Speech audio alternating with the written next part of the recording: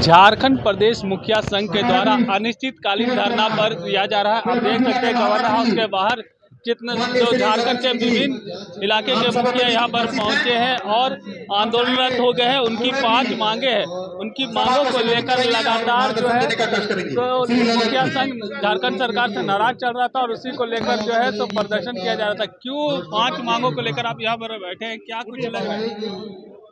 देखिए, हम लोग बहुत ही सभी माननीय मुखियागण झारखंड प्रदेश के बहुत ही त्रस्त हैं। हम आपको बता रहे हैं, आपका चैनल के माध्यम से माननीय मंत्री और सचिव को ही नॉलेज में जाना चाहिए। देखिए, हम लोग अभी विधानसभा जो सत्र चल रहा था उससे पहले एक मांग पत्र दिए, कोई सुनवाई नहीं हुआ।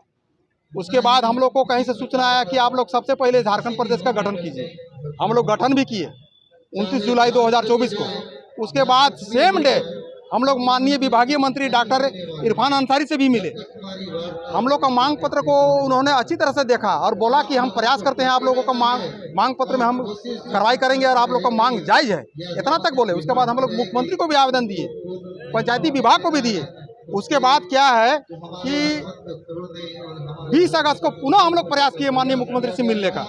इस बाबत हम लोग चिट्ठी भी दिए, पेपर में भी निकला। उसके बाद भी हम लोग को समय नहीं मिला।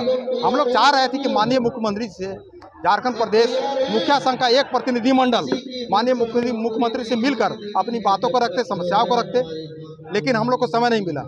मजबूरन विवश होकर आज हम लोग अनिश्चितकालीन धरना में पर बैठे हुए हैं। और हमको लगता है कि झारखंड में यह पहली बार सभी माननीय मुखियागण अनिश्चितकालीन धरना में बैठे हुए हैं। इससे पहले हमको लगता है कि अनिश्चितकालीन धरना नहीं हुआ है, 1 दिवसीय धरना प्रदर्शन विरोध हुआ है, लेकिन अनिश्चितकालीन धरना नहीं हुआ है। क्या कुछ मांगे? हम लोगों का पहला मांग है कि जो राज्य विधि आयोग का गठन हो चुका है, कैबिनेट से भी स्वीकृति मिल चुकी है। हम चाहेंगे आपके चैनल के माध्यम से कि सरकार यथाशीघ्र पंचायत को राज्य विधि आयोग का राशि दे ताकि गांव का पंचायत का सर्वांगीण विकास हो। दूसरा हम लोग का मांग है केरल राज्य की तरफ पर सभी माननीय मुखियागणों को 30,000 मानदेय फिक्स हो। तीसरा मेरा मांग है कि जिस प्रकार जनप्रतिनिधि रात दिन सेवा में लगे हुए रहते हैं, जनता का सेवा में, एक सांसद विधायक से भी अधिक सेवा करते हैं। एक तरह से कहिए गांव का विकास, राज्य का विकास का रीढ़ होता है मुखिया। वैसे जनप्रतिनिधि अगर किसी कारण से आकस्मिक उनका अगर मृत्यु या देहांत हो जाता है तो उसके लिए 30 लाख का बीमा हो, ताकि उसका देहांत होने के बाद उसका परिवार का, बच्चा का भरण पोषण हो सके। चौथा हम लोग का मांग है कि सरकार का बहुत सारा महत्वाकांक्षी योजना है, गरीब जैसे अभी अबू आवास है, मैया योजना है। बहुत सारा जनप्रतिनिधि आपका वार्ड सदस्य हो गया, मुखिया हो गया, पंचायत समिति हो गया, प्रमुख हो गया, जिला परिषद हो गया, गरीब परिवार से आते हैं, लाल कार्डधारी से आते हैं, बीपीएल से आते हैं, जो टैक्स भी नहीं देते हैं। वैसे जनप्रतिनिधि को और उसके परिवारजनों को योजना का लाभ मिलना चाहिए। अगर इस प्रकार का योजना का लाभ इतना कड़ाई अगर करते हैं तो हम तो चाहेंगे आपका चैनल के माध्यम से पहले के सांसद विधायक अपना घर वापस करें और मंत्री वापस करें। आप सोचिए ना कि एक कैबिनेट से पास करके उन्होंने सांसद विधायक सबके लिए क्या हुआ, 60,000 का फोन और प्रति महीना 3,000 का रिचार्ज। वही 60,000 अगर मुखिया को दे देता तो हमको लगता है गांव का कितना सर्वांगीण विकास होता। ये सब समझ में नहीं आ रहा है। सभी माननीय मुखियागण हम लोग कई बार चाह रहे हो, आवेदन दे रहे हैं, वार्ता करने के लिए व्याकुल है, लेकिन हम लोग से मिल नहीं रहे हैं। तो हम लोग का कोई मांग पत्र में कोई सुनवाई हो रही है। और 5वां हम लोग का मांग है, अभी कोई भी जनप्रतिनिधि को अचानक बिना जाँच पड़ताल किए ही उसको एकदम बर्खास्त कर दिया जाता है। ऐसा नहीं होना चाहिए। बर्खास्त या पदच्युत आपका न्यायालय करेगा। आप सही ढंग से जांच पड़ताल कीजिए। अगर गलत कर रहा है तो उसको सुधार के लिए उसको मौका दीजिए, उसको निलंबन कीजिए, समय दीजिए। आप सीधे बर्खास्त कर दीजिएगा। अभी मांडर प्रखंड का एक सर्वा पंचायत के मुखिया प्रभाग किस्पोटा है, उसके ऊपर वित्तीय अनियमितता का आरोप लगा, लेकिन वित्तीय अनियमितता कहीं नहीं किया है। केवल उसका पति कहीं कहीं पर ग्राम सभा को कॉपी में हस्ताक्षर किया है और 1-2 जगह कार्यकारिणी किया है, तो वित्तीय अनियमित में आया नहीं। अब कहा है कि देखिए, पंचायत विभाग से एक चिट्ठी निकलता है 7 जुलाई 2024 को कि आपके विरुद्ध मुखिया जी वित्तीय अनियमितता का आरोप लगा है, 15 दिन के अंदर में आप जवाब दीजिए। 15 दिन बीतता भी नहीं है और आनन फानन में उपायुक्त महोदय रांची का कार्यालय से एक चिट्ठी निकलता है बिना पत्रांक दिनांक का, और सीधे प्रभाग किस्पोटा मुखिया जो है वहाँ का सर्वा पंचायत का, उसको पदच्युत कर दिया जाता है, जो कि एक प्रकार से कहिए भारत का संविधान 30, 42 और 164 का खुला उल्लंघन है। आगे का क्या रणनीति? आगे हम लोग अनिश्चितकालीन धरना में बैठे हुए हैं जब तक हम लोग को मांग पूरा नहीं होगा, और हम लोग को मांग नहीं पूरा होगा तो आने वाला दिन में निश्चित जान लीजिए सरकार का हम लोग तख्ता पलट देंगे। सरकार का तख्ता पलट देंगे। मुखिया संघ का ये आह्वान हो गया है कि अगर उनकी मांगे नहीं मानी जाती तो सरकार का तख्ता पलट दिया जाएगा।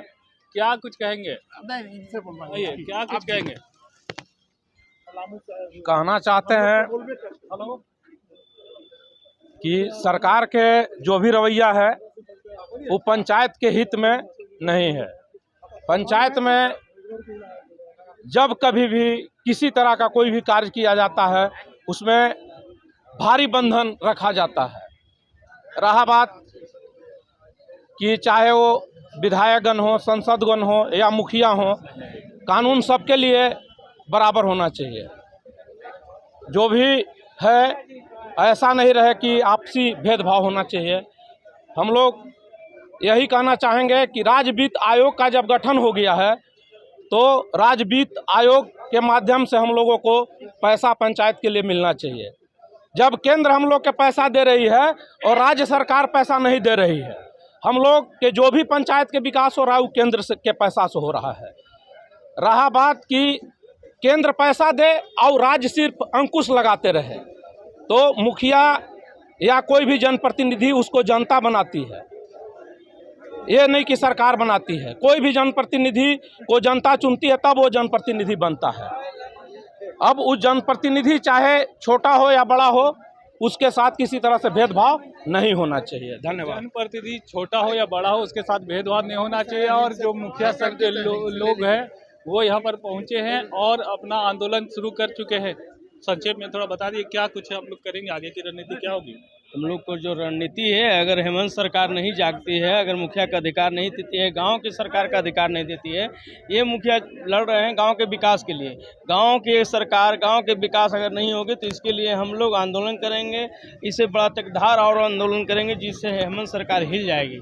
क्योंकि हम लोग का मंशा है कि गांव का विकास हो। गांव में पैसा नहीं जाएगा तो गांव का विकास होगा नहीं। ये हेमंत सरकार सिर्फ बड़े बड़े कोल फील्ड का काम करते हैं, बड़े बड़े कंपनी के लिए सरकार बनी है क्या? ये गांव के सरकार के काम नहीं कर रहे हैं। इसलिए हम लोग गांव के सरकार के लिए ही यहाँ पे आए। जो पंचायती राज अधिनियम 73 एक्ट कहता है कि गांव के सरकार के लिए वित्तीय पावर, वित्तीय अधिकार और वित्तीय पैसा देना है, लेकिन ये नहीं दे रहे हैं। इसके लिए हम लोग जन आक्रोश रैली भी निकालेंगे और पूरे झारखंड को बंद करेंगे, ईंट से ईंट बजा देंगे हेमंत सरकार को। तो झारखंड में जो गांव की सरकार है उसको फंड दिया जाए ताकि गांव का विकास हो सके। झारखंड में गांव की सरकार को फंड दिया जाए ताकि गांव का विकास हो सके। सहयोगी रिजवान के साथ मैं संजीव झा, कोयलाता समाज, रांची।